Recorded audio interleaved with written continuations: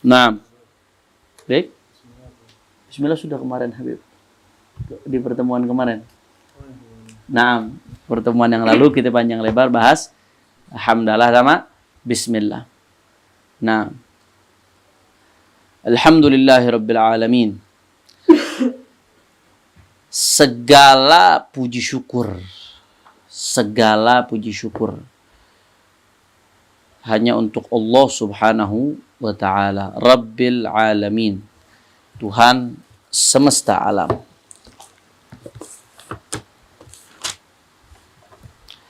Alhamdulillah. Ini hebatnya bahasa Arab. Alhamdulillah. Ada alif lam di situ. Ulama beda-beda pendapat tuh. Itu alif lam apa? Apa alif lam jenis, apa alif lam istighraq, apa alif lam al-ma'hud. Ulama beda-beda pendapat. Kalau diartikan alif lam istighraq, maka bukan artinya hamd itu arti puji. Kalau kita pakai bahasa Indonesia kan pujian untuk Allah Subhanahu wa ta'ala. Di bahasa Arab cuma dengan ditambahin alhamdulillah, langsung artinya segala puji syukur. Segala puji syukur hanya untuk Allah Subhanahu wa ta'ala. Luar biasa. Cuma dengan Ada lagi ulama yang mengatakan enggak. Alif lam di situ maknanya ada alif lam ahad. Maksudnya alif lam ahad itu apa, Beb? Ahad itu artinya gini. Syuf. Hamala Zaidun kitaban. Hamala Zaidun kitaban. Wa ra'aitul kitab. Wa ra'aitul kitab fi baitih. Zaid membawa kitaban. Nggak pakai alif lam. Zaid membawa kitab. Wa ra'aitul kitab. Dan aku melihat kitab fi Zaid, di rumah Zaid. Nah, kitab yang kedua tuh pakai alif lam. Itu menunjukkan yang dimaksud, walaupun disebutin kitab doang. Nggak disebutin kitab yang tadi dibawa sama Z. Nggak disebutin. Tapi dengan dipakaian alif lam, udah otomatis artinya kitab yang kedua itu adalah kitab yang tadi dibawa sama Z. Itu namanya alif lam ahad, lil ahadi dzikri. Itu kembali ke yang tadi disebutin. Paham ya? Nah, itu salah satu makna alif lam dalam bahasa Arab. Ada ulama yang mengatakan alif lam di alhamdulillah itu alif lam ahad. Maksudnya apa, Beb? Iya. Di Al-Quran Allah itu memuji dirinya sendiri. Allah memuji dirinya sendiri. Tidak ada yang bisa memuji Allah kecuali Allah sendiri. Alhamdulillah Rabbil Alamin hamdan yuafi ni'amahu yukafi'u mazidah. Ya Rabbana lakal hamdu kama yanbaghi li jalalik wajhika wa 'azimi sultanik. Subhanaka la nusi thana'an 'alaik anta kama athnaita 'ala nafsik. Kita baca doa tuh. Ya Allah, Maha Suci Engkau ya Allah. Tidak ada yang bisa memuji dirimu ya Allah. Tidak ada yang bisa betul-betul memuji dirimu kecuali dirimu sendiri ya Rabb. Kita nih hamba nggak mampu benar-benar muji Allah Subhanahu wa ta'ala. Saking besarnya nikmat Allah nggak mampu kita. Nggak mampu. Terlalu besar nikmat Allah yang diberikan kepada kita. Terlalu besar keagungan Allah. Terlalu besar kebesaran Allah. Terlalu besar keindahan Allah Subhanahu wa ta'ala. Terlalu besar anugerah Allah Subhanahu wa ta'ala. Enggak, kita hamba nggak mampu. Enggak akan mampu. Andai kata kita punya umur 1000 tahun, 1000 tahun itu kita pakai buat muji Allah Subhanahu wa ta'ala. Pujian kita tuh belum benar-benar tepat, belum benar-benar layak terhadap kebesaran Allah Subhanahu wa ta'ala. Oleh karena itu, sebagian ulama mengatakan alhamdulillah, puji syukur bagi Allah Subhanahu wa ta'ala. Alif lam di situ alif lam ahad. Pujiannya ya kembali kepada pujian Allah terhadap dirinya. Karena kita nggak mampu puji Allah Subhanahu wa ta'ala. Allah terlalu agung sehingga pujian kita tidak akan pernah betul-betul bisa menunaikan hak Allah Subhanahu wa ta'ala kepada kita.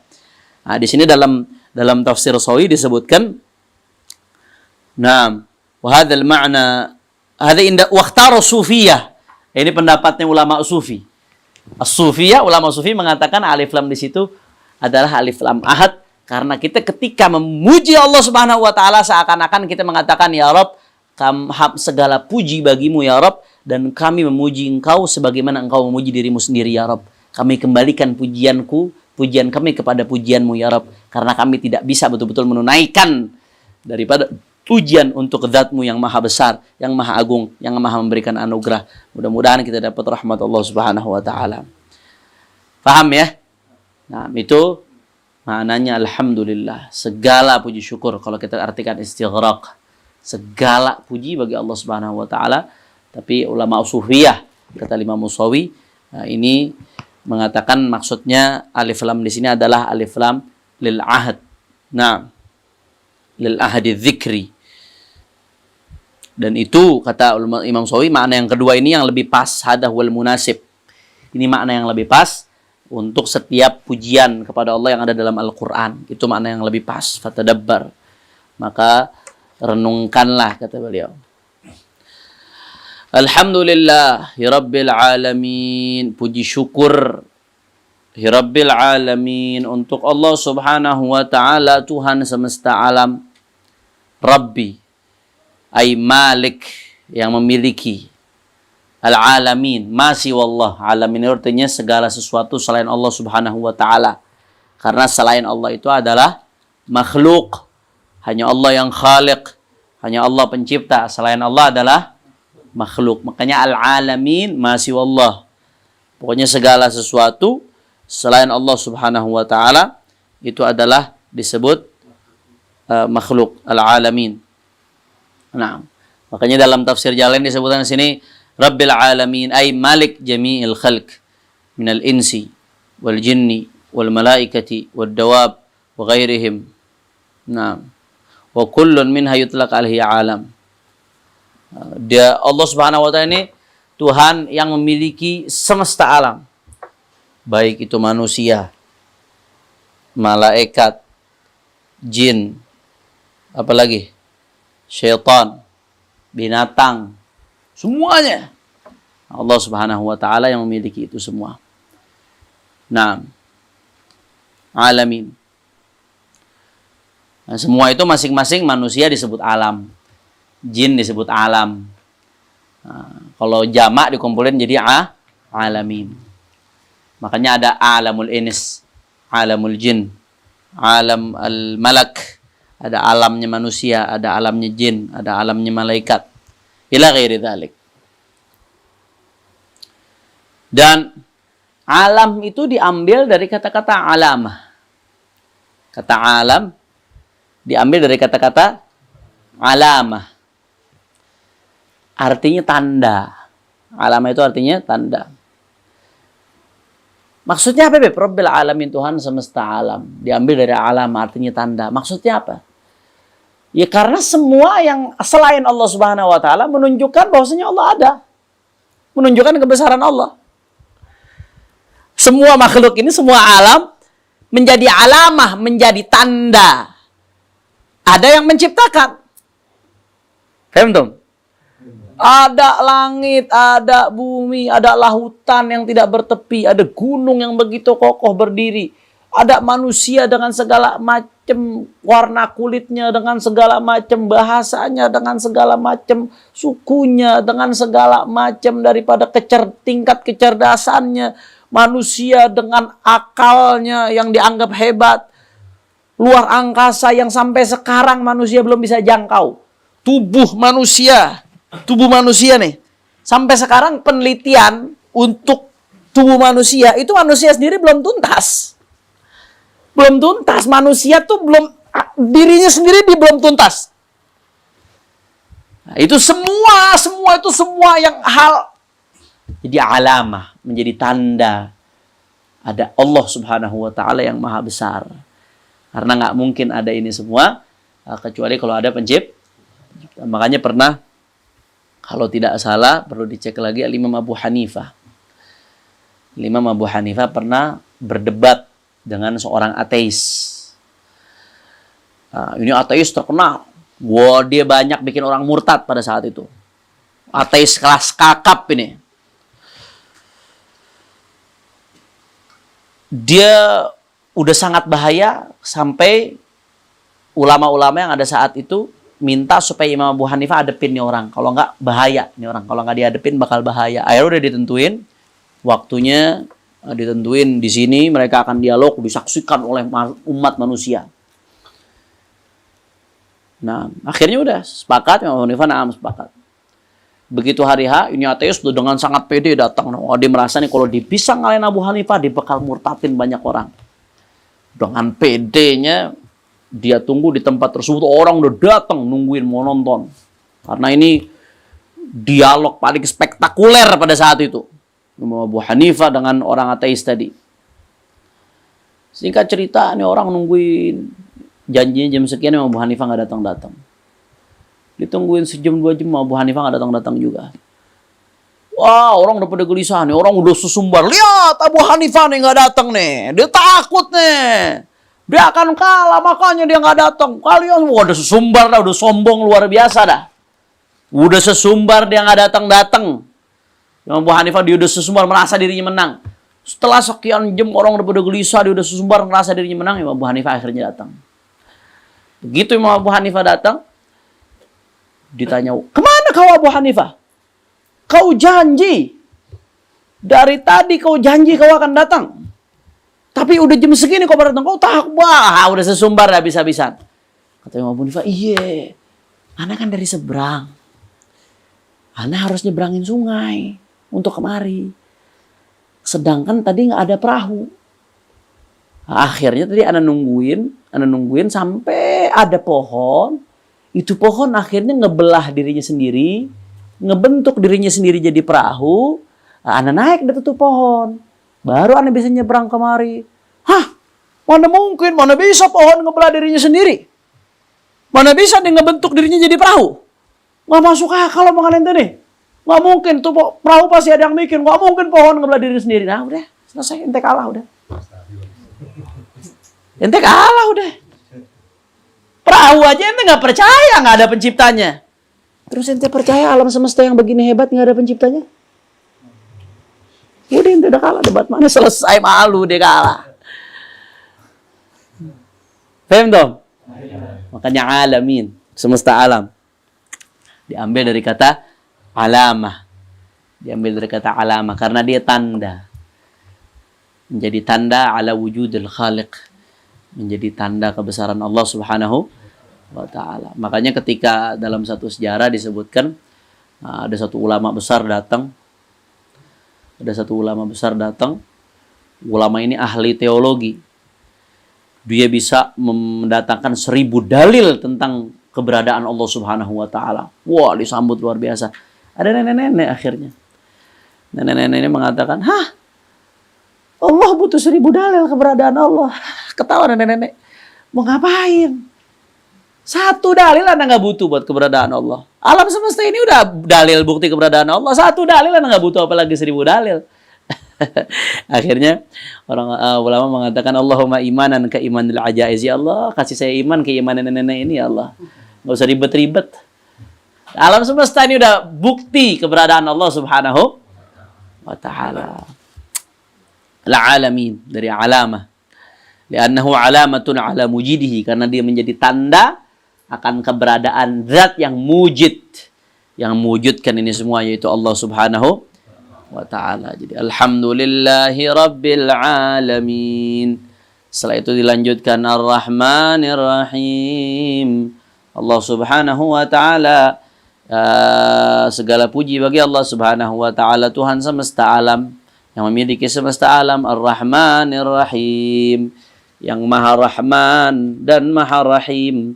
Kemarin kita udah jelaskan tuh apa makna rahman, apa makna rahim. Ada banyak ulama, tapi di antara sekian banyak penafsiran maksudnya rahman, ada yang mengatakan ar-rahman itu huwar raziq fid dunya, war rahim huwar raziq fil akhirah. Nah, makanya ada rahman dunia, rahimul akhirah. Sifat rahmannya Allah Subhanahu wa ta'ala itu mencakup baik muslim atau kafir, dapat rahmannya Allah. Nah, karena orang kafir pun dikasih rezeki, orang kafir pun dikasih minum, orang kafir pun dikasih hidup. Makanya razik fid dunia. Ada penafsiran seperti itu. Sedangkan rahimnya Allah itu ampunannya Allah, rahmatnya Allah untuk orang-orang mukmin di akhirat nanti. Itu disebut rahim. Ada banyak penafsiran ulama tentang Ar-Rahman Ar-Rahim ini, banyak definisinya. Salah satunya itu tadi. Makanya ada istilah Rahmanud Dunya wa Rahimul Akhirah. Rahmanud Dunya wa Rahimul Akhirah. Ar-Rahman Ar-Rahim. Beb, ada pertanyaan, Beb. Ini bagaimana ya? Katanya tadi La ilaha illallah. Sebelum kita lanjutkan, tadi ada yang ketinggalan. Alhamdulillah. Alhamdulillah ini banyak fadilahnya. Alhamdulillah Rabbil Alamin. Lafaz hamdalah itu banyak fadilahnya. Nah, di antaranya hadis yang diriwayatkan oleh Imam Tirmidzi bahwasanya Rasulullah SAW bersabda, "Afdhalul dzikri la ilaha illallah wa afdhalud du'a alhamdulillah." Zikir paling afdal la ilaha illallah, dan doa yang paling afdal adalah alhamdulillah. Bahkan dalam hadis lain diriwayatkan oleh Nabi SAW, dalam hadis diriwayatkan oleh Imam Baihaqi, "Ma an'ama Allah ala 'abdin ni'matan faqala alhamdulillah illa kana alladhi a'ta afdal mimma akhad." Tidaklah Allah Subhanahu wa taala memberikan kepada seorang hamba alhamdulillah. Memberikan kepada seorang hamba nikmat. Allah kasih makan, Allah kasih kita sehat, Allah kasih segala macam kita kenikmatan. Faqala alhamdulillah. Kemudian hamba itu mengatakan alhamdulillah. Tidaklah hamba mengatakan alhamdulillah kecuali illa kana alladhi a'ta afdal mimma akhadh. Kecuali illa kana alladhi a'ta afdal mimma akhadh. Kecuali apa yang Allah berikan dari hamdalah tersebut itu lebih afdal daripada nikmat yang dia udah terima tadi. Oh, nikmat gitu jadi orang Islam. Udah dapat nikmat, muji Allah, alhamdulillah, dapat yang lebih gede dari nikmat yang dia menjadi penyebab dia hamd. Makanya jangan pelit-pelit ngomong alhamdulillah ala kulli hal, alhamdulillah ala kulli hal. Lihat kalau urusan dunia, lihat yang lebih bawah dari kita. Kita susah, ada yang lebih susah dari kita. Kita sakit, ada yang lebih parah sakit dari kita. Kalau orang mau bersyukur sampai mati pun dia bersyukur, alhamdulillah. Mana mati dalam keadaan muslim, saya bersyukur. Ditarim kalau ada kabar orang meninggal, ngomong alhamdulillah. Kalau di sini, fulan meninggal, alhamdulillah. Lu sentimen banget loh. Orang meninggal dihamdulillahin. Sensi banget lo, ada dendam apa lo sama dia lo? Ditarim enggak? Saya sering dengar tuh orang meninggal, alhamdulillah. Alhamdulillahil baqi ba'da fana'i khalqih. Puji syukur bagi Allah yang baqi, yang kekal. Ba'da fana'i khalqih. Setelah hambanya yang fana, yang musnah, yang sirna. Alhamdulillah. Sampai mati pun ngomong alhamdulillah. Alhamdulillahilladzi la yuhmadu ala makruhin siwa. Puji syukur bagi Allah yang tidak ada yang dipuji karena sesuatu yang zahirnya mungkin gak enak. Kecuali Allah. Hanya Allah yang dipuji karena sesuatu yang zahirnya mungkin gak enak. Hanya Allah Subhanahu wa ta'ala. Nah, alhamdulillah. Bahkan dalam riwayat lain Al-Imam Al-Tirmidzi dan Al-Imam Al-Qurtubi dalam tafsirnya meriwayatkan, "Lau anna dunya kullaha bihadzafiriha fi yadi rajul min ummati, thumma qala alhamdulillah, lakana al-hamd afdal min dhalik." Allah. Andai kata nih ente punya dunia seisinya. Seorang mukmin punya dunia seisinya. Nah, kemudian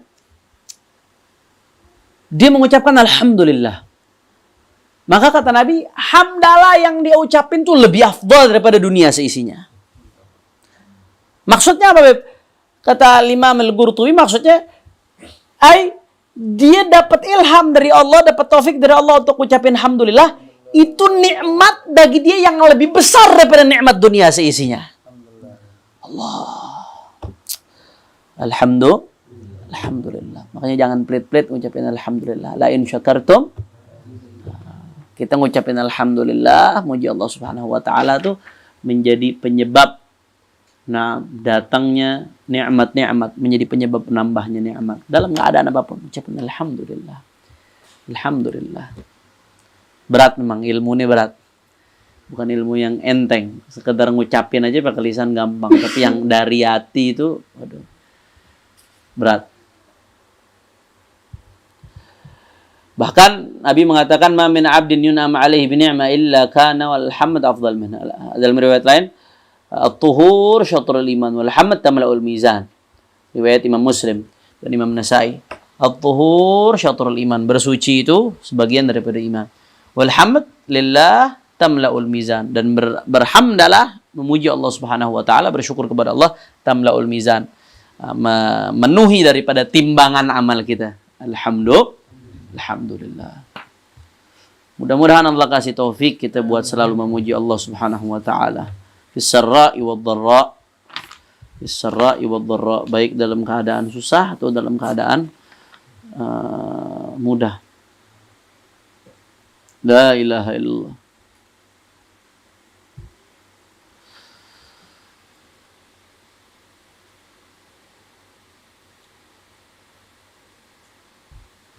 Nah, kemudian tadi Ar-Rahman Ar-Rahim.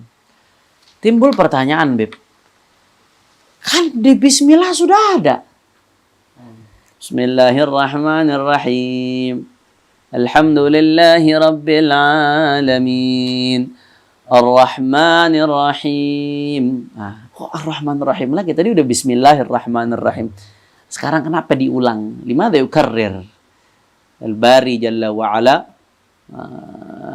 Ar-Rahman Ar-Rahim. Ar-Rahman Ar-Rahim sampai diulang 2 kali. Kenapa alasannya? Ada beberapa alasan.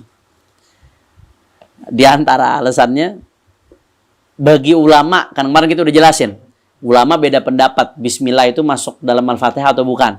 Udah kita jelasin. Indana Syafi'iyah masuk dalam Fatihah. Nah, bagi ulama yang menganggap Fatihah, Bismillah nggak termasuk Fatihah, ini dijadiin dalil nih. Ar-Rahman Ar-Rahim itu ada udah dalam Fatihah. Buat apa diulang lagi di awal? Itu di antara dalilnya. Nah, tapi kita ulama Indana, ulama Syafi'iyah, banyak dalil lain yang menguatkan bahwasanya Bismillah bagian dari Fatihah. Salah satunya di antara tertulis di mushaf. Kalau nggak bukan bagian dari Fatihah, kenapa di mushaf sebelum Fatihah ada Bismillah? Itu salah satu dalil kuat bahwasanya Bismillah bagian dari Fatihah. Itu masalah furu' ala kulli hal. Nggak masalah khilaf dalam masalah itu, jangan diributin. Itu salah satu alasannya. Kemudian di antara alasan lain, untuk hamba ini lebih sering lagi zikir memuji Allah Subhanahu wa taala. Nah, karena mengingat Allah itu adalah min alamati hubbillah, tanda cintanya seorang hamba kepada Allah Subhanahu wa taala. Kan tadi Ar-Rahman Ar-Rahim sudah ada, Bismillahirrahmanirrahim. Ngapain disebut lagi Ar-Rahman Ar-Rahim? Itu biasain zikir walaupun diulang-ulang. Itu tanda kecintaan. Seseorang yang mencintai sesuatu, aktsara min dzikrih, dia akan banyak menyebut-nyebut hal tersebut. Kalau kau cinta Allah yang Maha Rahman, yang Maha Rahim, maka perbanyak sebut nama tersebut. Paham dong?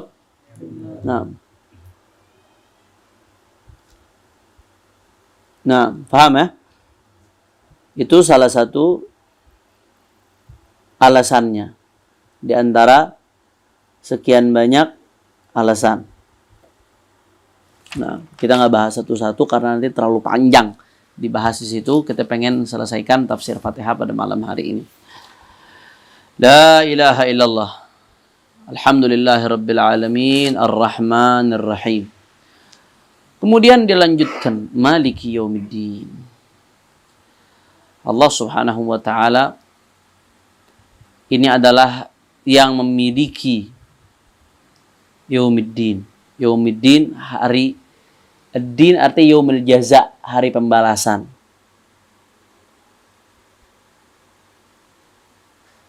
Hari kiamat nanti. Allah Subhanahu wa taala, jadi alhamdulillahirabbil alamin, puji syukur bagi Allah, Tuhan semesta alam. Ada berapa sifat nih? Rabbil alamin, Tuhan semesta alam. Ar-Rahman, Ar-Rahim. Kemudian sifat keempat, Maliki Yaumiddin. Puji syukur bagi Allah, yang mana Allah adalah pemilik daripada hari pembalasan. Allah pengen tunjukin di sini kebesaran dan keagungan Allah Subhanahu wa taala.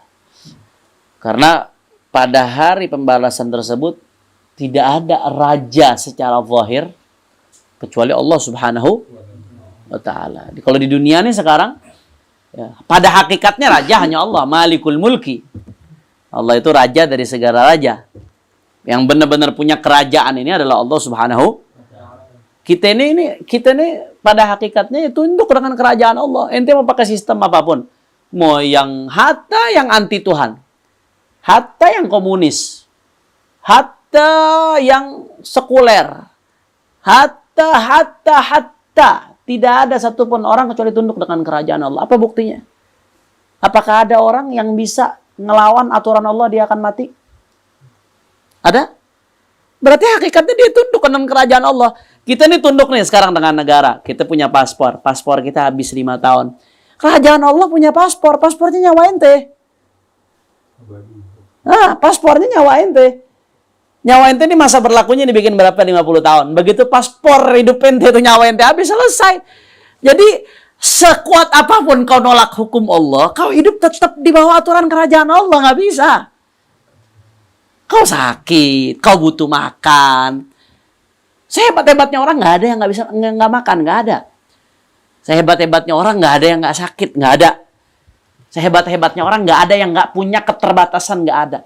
Artinya apa? Pada hakikatnya bagaimanapun dia tunduk dengan kerajaan Allah Subhanahu. Paham dong? Allahu Akbar.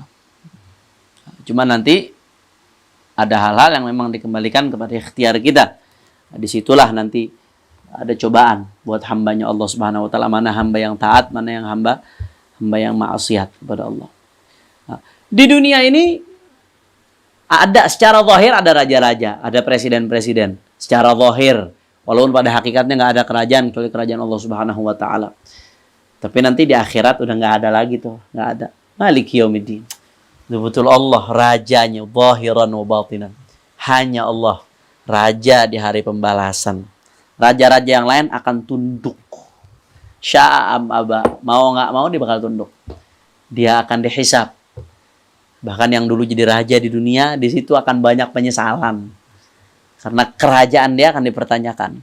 Jabatan yang diberikan kepada dia akan dipertanyakan. Akan dipertanggungjawabkan di hadapan Allah Subhanahu Wa Taala. Limanil mulkul yawm. Limanil mulkul yawm. Punya siapa kerajaan hari ini? Mereka rame-rame semua jawab Allah. Cuma punya Allah.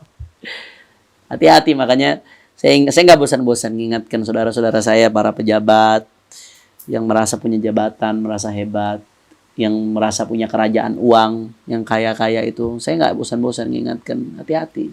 Nggak ada yang abadi. Kalian ini semua suka tidak suka, mau tidak mau akan ditundukkan dengan kerajaan Allah Subhanahu Wa Taala. Kematian itu pasukan kerajaan Allah. Kalian akan dihisab Maliki yaumiddin. 17 kali dalam sholat itu kalian baca Maliki yaumiddin. Allah lah pemilik daripada hari hisab, yaumul jaza. Makanya jangan sampai jabatan kita membuat kita gurur, tertipu. Jangan sampai jabatan kita, apa yang Allah berikan kepada kita, membuat kita berat nanti di hari hisab yaumuddin tersebut.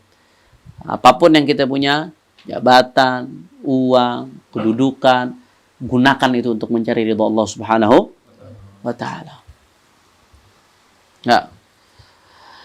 La ilaha illallah limanil mulkul yawm. Naam. Lillah.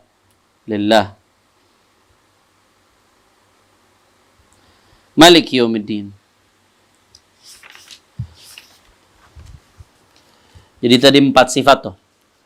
Allah Subhanahu Wa Ta'ala memuji dirinya, kemudian dibarengkan dengan 4 sifat. Alhamdulillahi Rabbil. Sifat pertama Rabbil Alamin. Kita memuji Allah Ar-Rahman, Ar-Raziq fi dunia, Ar-Rahim, Rahimul akhirah,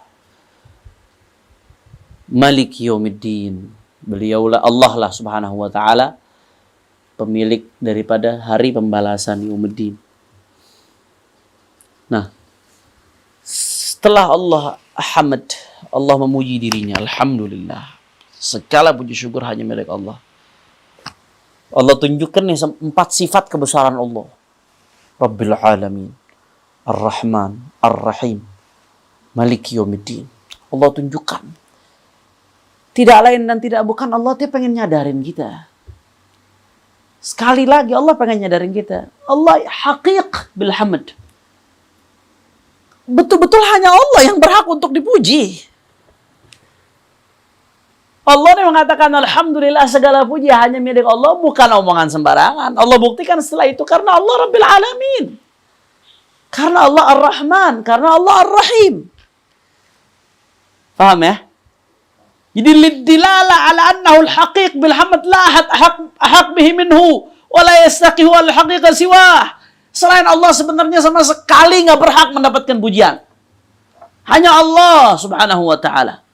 Makin dikuatkan pujian itu dengan 4 sifat yang Allah sebutkan. Setelah alhamdulillah Rabbil Alamin, Ar-Rahman, Ar-Rahim, Maliki Yaumiddin. Setelah kalian dengar 4 sifat ini, apakah kalian masih berpikir ada selain Allah yang berhak dipuji? Ada selain Allah yang berhak disanjung? Ada selain Allah yang berhak untuk dimuliakan? Limanil mulkul yawm lillah. Hanya Allah Subhanahu wa taala. La ilaha illallah. La ilaha illallah. Mudah-mudahan kita dapat rahmatnya Allah Subhanahu wa taala. Nah, setelah kita memuji Allah Subhanahu wa taala dengan 4 sifat tadi, kemudian kita diajarkan, disuruh oleh Allah Subhanahu wa taala untuk menunjukkan komitmen kita.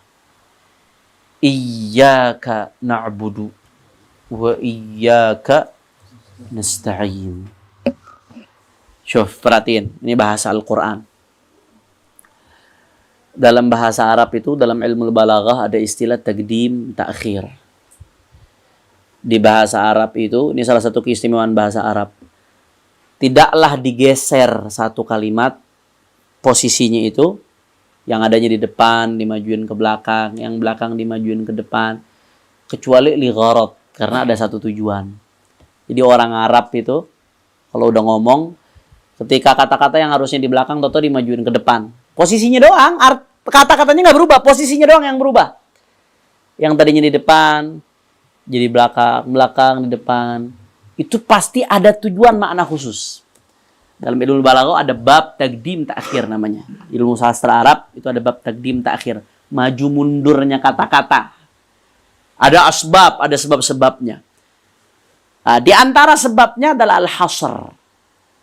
Tujuannya untuk hasr, menunjukkan bahwasanya dia terbatas. Maknanya hanya itu saja. Makanya iyyaka na'budu wa iyyaka nasta'in. Dia kalau mau pakai susunan normatif bahasa Arab, na'buduka. Karena dalam susunan bahasa Arab biasanya itu normatifnya fi'il, fa'il, maf'ul. Pekerjaannya, pelakunya, kemudian objeknya. Ya kan? Misalkan gula. Pai makan gula. Pai makan gula. Pai, fa'il namanya, yang melakukan. Makan pekerjaannya. Gula objeknya yang dimakan. Gula ditaruh di awal apa di akhir? Umumnya di akhir. Pai makan. Anormatif susunan bahasa Arab na'buduka. Kami menyembahmu ya Allah. Tapi kalau dibilang kami menyembahmu, masih ada pintu kemungkinan nyembah yang lain-lainnya juga. Na'buduka wa na'budul mal. Kami menyembahmu ya Allah. Dan kami juga nyembah harta, kami juga nyembah jabatan, kami juga nyembah ini, nyembah. Dikunci sama Allah Subhanahu wa taala, enggak gitu. Iyyaka na'budu. Hanya kepada Engkau kami menyembah. Kanya tuh kanya yang normatifnya di belakang na'budu ka. Jadi awal susunannya. Maf'ulnya kalau bahasa ilmu bahasa Arab, maf'ulnya ditaqdim, dimajuin. Makanya pakai iya karena dia dhamir munfasil. Pakai iya. Allah. Yang tadinya artinya kami menyembahmu ya Allah. Kalau na'buduka, tapi begitu dimajuin iyyaka na'budu, maf'ulnya dimajuin ada takdim, berarti menunjukkan hasar. Bukan sekedar kami menyembahmu ya Allah, tapi hanya Engkau yang kami sembah ya Allah. Hanya Engkau yang kami sembah ya Allah. Nggak yang lain nggak ya Allah. Nggak ada Tuhan yang kami sembah. La na'budul mal, wa la na'budul jah, wa la na'budu hawa. Kami nggak menyembah harta ya Allah. Kami nggak menyembah jabatan ya Allah. Kami nggak menyembah popularitas ya Allah. Kami nggak menyembah hawa nafsu kami ya Allah. Iyak ya Rabb, iyak. Hanya Engkau yang kami sembah ya Rabb. Allah, bahasa Al-Quran ini luar biasa. Iyyaka na'budu. Nah, ikrar, kita diajak ikrar tuh. Iyyaka na'budu. Ay la na'budu illa iyyak. La ilaha illallah. Wa iyyaka nasta'in, dan hanya kepada Engkau kami memohon pertolongan. Kalau di sini di tafsir Jalalain, ay nakhussuka bil ibadah min tauhid wa ghairi wa natlabul ma'una 'ala al ibadah wa ghairiha. Kami hanya kepada Engkau kami menyembah ya Allah, dan hanya kepada Engkau kami memohon pertolongan supaya kami bisa ibadah terus ya Allah. Ya Allah, kami nggak mampu apa-apa ya Rabb, kami bisa menyembah-Mu ya karena Kau gerakan hamba. Kalau nggak berapa miliar manusia yang masih enggan menyembah-Mu di dunia ini ya Allah. Karenanya hanya kepadamu kami memohon pertolongan untuk bisa ibadah ya Allah. Hanya kepadamu kami mohon pertolongan supaya iman kami ini nggak dicabut ya Allah. Kami takut ya Rabb sampai iman kami lepas dari dada ini. Nggak ada artinya kalau iman udah lepas tuh nggak ada artinya. Iyyaka nasta'in. Selalu minta sama Allah pertolongan supaya bisa diberi kemampuan untuk itu. Makanya jangan pernah sombong, jangan merasa kita aman-aman aja. Iman kita ini kalau bukan karena Allah jaga, apalagi di zaman fitnah begini, Allah kacau udah nggak tahu kemana. Kita bisa bertahan, bisa tetap duduk di majelis, bisa tetap ngaji, bisa tetap ibadah, bisa sholat 5 waktu karena ma'unah minallah. Dan kita disuruh minta itu setiap saat. Jangan pernah merasa kita ini akan aman. Jangan. Ma'amina ahadun an yuslab illa sulib, kata Imam Al-Haddad. Tidak ada satu orang yang merasa dirinya aman. Amanah sih insyaallah husnul khatimah dah. Kalau berharap harus, minta kepada Allah harus. Tapi ngerasa aman, ngerasa udah dapat garansi, dapat jaminan. Ngerasa aman. Nah, itu tuh yang nggak bagus tuh. Orang kalau udah ngerasa aman, imanannya nggak bakal goyang, udah anda mondok udah lama. Anda ngaji di Al-Bahjah udah 5 tahun, 10 tahun. Imanannya nggak bakal goyang, udah pasti husnul khotimah udah. Astaghfirullahaladzim. Nggak ada. Ma'amin ahadun yusalab ila surib. Tidak ada satu orang pun yang aman, merasa dirinya aman dari dicabutnya iman, kecuali akan sulib, akan dicabut oleh Allah Subhanahu. Na'udzubillah min dzalik. Na'udzubillah. Nggak ada. Garansinya nggak ada. Kalau ada garansinya enak, bebas kita bisa maksiat. Tinggal husnul khotimah. Kalau bisa beli garansinya mah berapa juga kita beli, Beb. Ada yang jual garansi nih. Ente kalau ente pakai ini, ente ana jamin husnul khotimah. Waduh. Berapa juga kita beli itu kalau ada. Bebas, habis itu ente maksiat bebas dah. Nggak ada ceritanya begitu, nggak ada. Bahkan orang-orang yang udah sampai tingkatan ulama yang bisa terbang pun nggak dijamin bisa meninggal husnul khatimah. Ada kan cerita saya Bal'am bin Ba'ura. Nah, meninggal husnul khatimah. Na'udzubillah min dzalik. Mudah-mudahan Allah berikan kita husnul khatimah. Nasallallahu al-husnul khatimah. Nah, kemudian setelah itu, setelah iyyaka na'budu, setelah kita diajarin untuk ikrar, hanya kepadamu ya Rabb kami menyembah, dan hanya kepadamu kami mohon pertolongan. Nah, ini ikrar dijaga nih, jangan sampai ikrarnya melenceng. Kalau udah mengatakan hanya kepadamu ya Rabb kami menyembah, berarti letakkan Allah di atas segala-galanya. Letakkan Allah di atas jabatan, letakkan Allah di atas harta, letakkan Allah Subhanahu wa ta'ala di atas daripada hawa nafsu kita. Kalau gara-gara ketika ada hawa nafsu, kemudian apa yang Allah atur kita kesampingin, ya berarti iyyaka na'budunya kita belum benar-benar tulus tuh. Kita masih ada yang kita dahulukan di atas Allah. Paham? Kalau gara-gara jabatan dia harus nabrak hukum Allah, ngedzalimin orang, nyakitin orang, nyikut sana sini, apa numpahin darah orang, gara-gara berarti itu iyyaka na'budunya itu belum benar-benar. Dia masih menaruh jabatan di atas Allah Subhanahu wa taala. Nah, ini ikrar bukan ikrar main-main, mesti dijaga. Nah, ketika gara-gara harta Allahnya dikesampingin, gara-gara urusan duit nyolong, padahal Allah larang nyolong, berarti kan Allah dikesampingin sama dia. Hukum Allah dikesampingin dulu. Allah bilang jangan riba, Allah dikesampingin gara-gara duit. Allah bilang jangan nipu, Allah bilang jangan judi. Allah dikesampingin. Nah, berarti iyyaka na'budunya itu mesti dikoreksi tuh. Berarti dia meletakkan sesuatu di atas Allah Subhanahu. Na'udzubillah. Nasallallahu al-istiqamah. Mudah-mudahan Allah berikan kita istiqamah. Nah, setelah iyyaka na'budu wa iyyaka nasta'in, kita berikrar kepada Allah Subhanahu wa taala.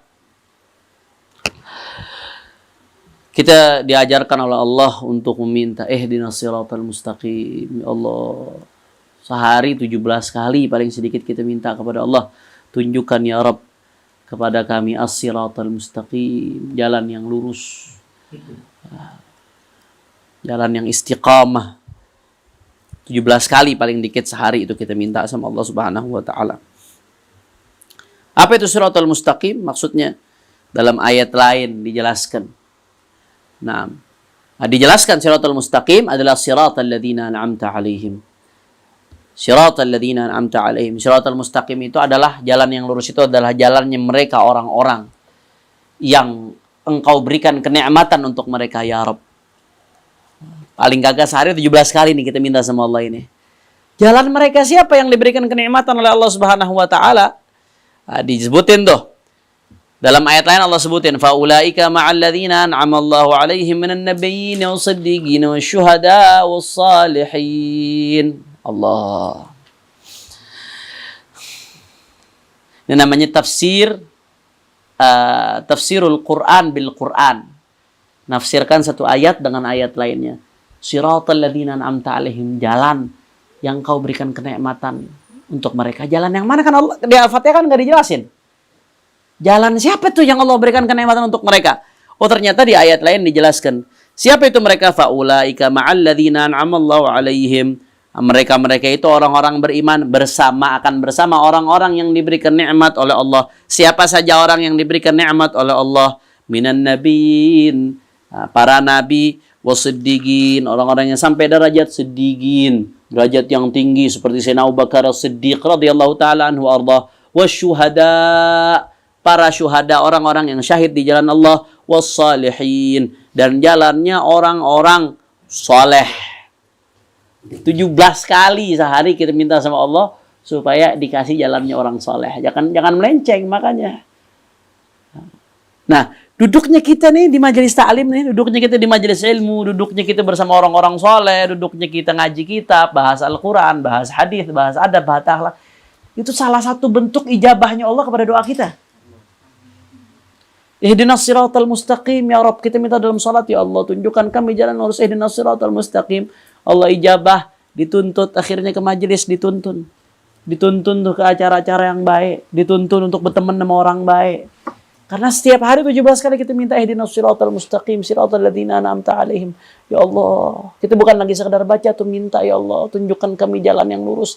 Jalan orang-orang yang Kau berikan kenikmatan kepada mereka. Siapa itu orang soleh? Jalannya orang soleh, jalannya para nabi. Di mana adanya? Di majelis ta'lim. Di mana adanya? Di majelis haul. Di mana adanya? Di masjid. Di mana adanya? Di tempat-tempat perjuangan yang menegakkan kebenaran. Jalannya para nabi, jalannya orang-orang soleh, jalannya para syuhada. Syuhada itu sampai mati menegakkan kebenaran. Makanya ketika kita ada dalam kebaikan, ketika kita ada dalam tempat-tempat yang diridhoi Allah Subhanahu wa taala, itu salah satu bentuk ijabahnya doa Allah kepada doa kita setiap sholat. Doa kita setiap baca Fatihah. Makanya dipertahanin tuh nikmat, dipertahanin. Jangan sampai kita lepas daripada nikmat tersebut. Ihdinas siratal mustaqim, tunjukkan kami jalan yang lurus. Islam, siratal mustaqim maksudnya di sini adalah Islam. Dinul Islam. Siratal ladzina an'amta 'alaihim ghairil maghdubi 'alaihim waladdallin. Amin.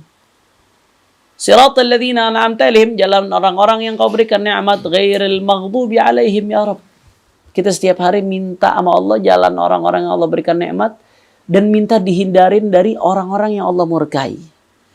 Siapa al-maghdub alaihim? Yang dimaksudnya adalah Yahudi. Maghdub alaihim yang dimurkai oleh Allah Subhanahu wa taala.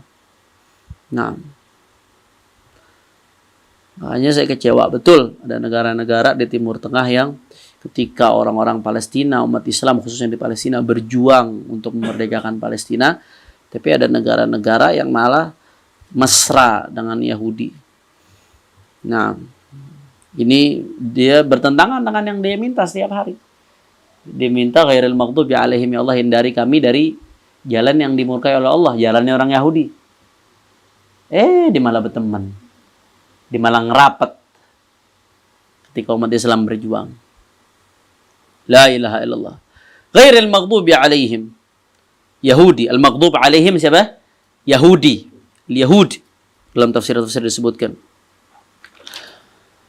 Ghairil maghdubi alaihim waladdallin. Dan hindari kami juga ya Allah dari jalan-jalan ad-dallin yang tersesat. Siapa yang tersesat? Di sini kata ulama maksudnya adalah an-nasara.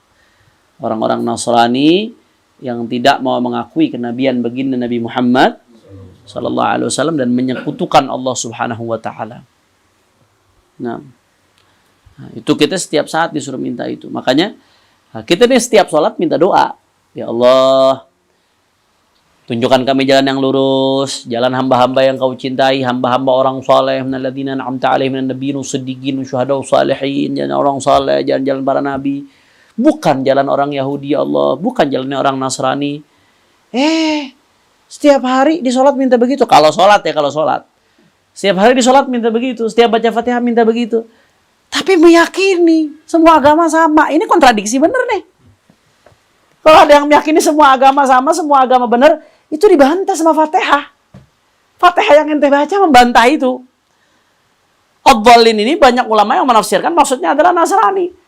Nah, kalau Islam sama dengan Nasrani secara akidah, kenapa kok kita disuruh minta siratal ladzina an'amta alaihim ghairil maghdubi alaihim Yahudi waladdallin Nasrani? Bukan Yahudi, bukan Nasrani. Kalau sama kenapa kita nafikan? Jadi orang-orang pluralisme itu Fatihah sendiri dengan penafsiran para ulama mematahkan argumentasi mereka. Ya kita ngehormatin sebagai sesama manusia. Kita diajarkan untuk toleransi, nggak boleh kita sakitin mereka, nggak boleh kita ganggu mereka selama mereka tidak ganggu kita. Kafir dhimmi nggak boleh. Tapi bukan berarti semua agama sama, mengatakan semua agama benar. Makanya ini kacau. Akidah yang namanya pluralisme, meyakini semua agama itu sama, semua agama itu masuk surga. Nah, keyakinanmu ini dibantah oleh Al-Fatihah. Al-Fatihah yang kau baca setiap saat membantah keyakinanmu itu sendiri. Urusan akidah, lakum dinukum waliyadin, bagiku agamaku, bagimu agamamu.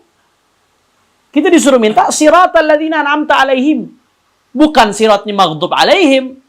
Bukan siratnya dhalin, yaitu Nasara. Nah, dalam tafsir-tafsir disebutkan. Paham ya? Nah, itu kita disuruh minta sama Allah Subhanahu wa taala setiap saat. Makanya ketika kita sudah berada di jalan yang Allah mau arahin kita nih, kebaikan. Jalannya orang-orang soleh, bersyukur, pertahanin tuh. Kita udah di majelis, pertahanin. Kita udah di masjid, pertahanin. Kita udah dikasih teman yang baik, pertahanin. Kita dikasih pemahaman terhadap agama, pertahanin. Kenapa? Karena itu siratal ladzina an'amta alaihim. Itu adalah bentuk ijabah doanya Allah Subhanahu wa taala kepada kita. Mudah-mudahan doa kita diijabah oleh Allah Subhanahu wa taala dan mudah-mudahan kita terus diistiqamahkan di atas jalannya siratal ladzina an'amta alaihim, di jalannya orang-orang saleh, di jalannya orang-orang mulia. Jangan sampai kita, anak-anak kita, cucu-cucu kita, sanak famili kita, keluarga kita melenceng daripada siratal ladzina an'amta alaihim. Amin ya rabbal alamin.